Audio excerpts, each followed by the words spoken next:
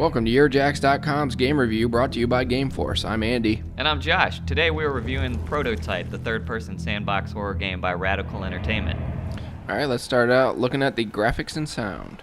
Graphics-wise, the game is pretty good. It doesn't compete with Grand Theft Auto 4, but it's passable and it's got a lot of gore and blood inside of it, which you don't ever see in an open-box same game.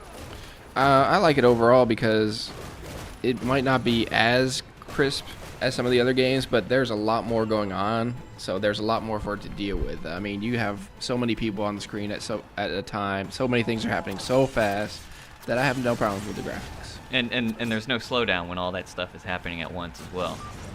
One of the big problems I do see, though, is the repetitiveness of characters and vehicles. The military seems to only have one type of tank and one type of, like, cargo truck.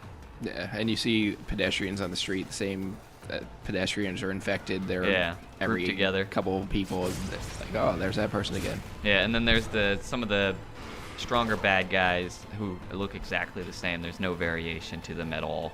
Right. Sound-wise, I didn't really have any complaints. I'm a little spoiled by the GTA and other games where, you know, they have characters constantly talking. There's constant city sounds throughout. This one seemed kind of quiet. Most of the sound I ever hear is just my character crawling up buildings and flying.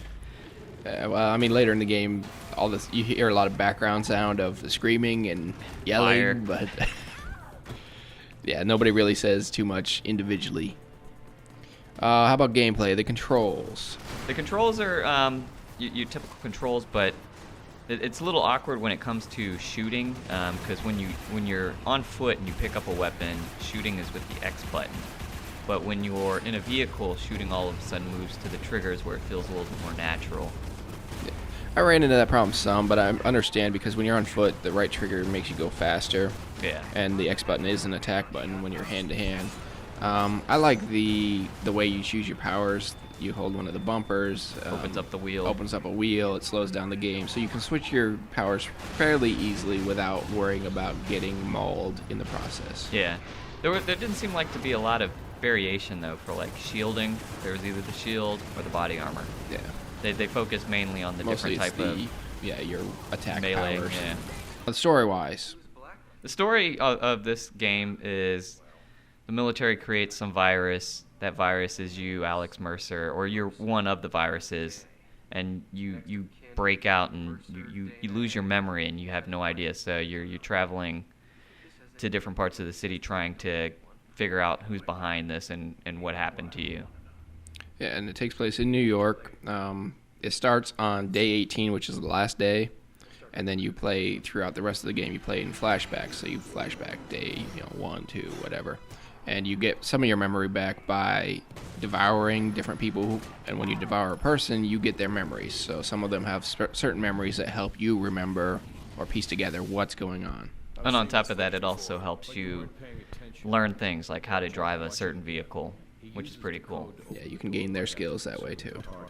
But yeah, overall, I like the story. I mean, it might not be the most original in the world, but It makes for fun gameplay. yeah, And I could see a sequel coming out of it.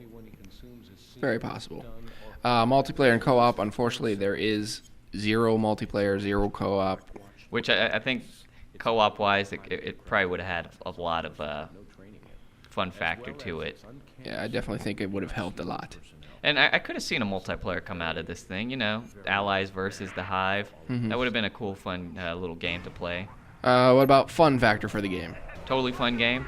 It's a lot of different little side missions that you can do that keep the action going instead of just going through the main mission. And it's pretty cool. You can slice people in half and stuff. It makes for a very fun game. Yeah, I liked it a lot. It's definitely fun to move around. I love the open world, and this one's definitely open world. I mean, there is only your main mission that you can follow that tree, but there's all the events. There's running around collecting the memories. There's running around collecting the different orbs. And there's just a lot of stuff that you can do, and I really like that. I thought it was fun to play, easy to control. Replay value. The only thing I could see going back and doing in this game is going for the achievements, trying to beat the game without dying once. I might try that, just hit the main missions and go. Other than that, I couldn't see myself really playing this again unless it's to show friends. Right. Yeah, it doesn't really have a lot of replay value to me. Once I beat it, I might put it in once or twice just for the fun of beating up a whole bunch of people very quickly. But I don't really see it having a lot of replay value. So overall, what do you give it? Rating out of 10? I'd give it an 8 just because there was so much fun in this game. I love going and putting it in and playing, and the storyline keeps me interested, but as well as just doing the events. Those events are the funnest part, I think, of the game. I'm going to give it a 7.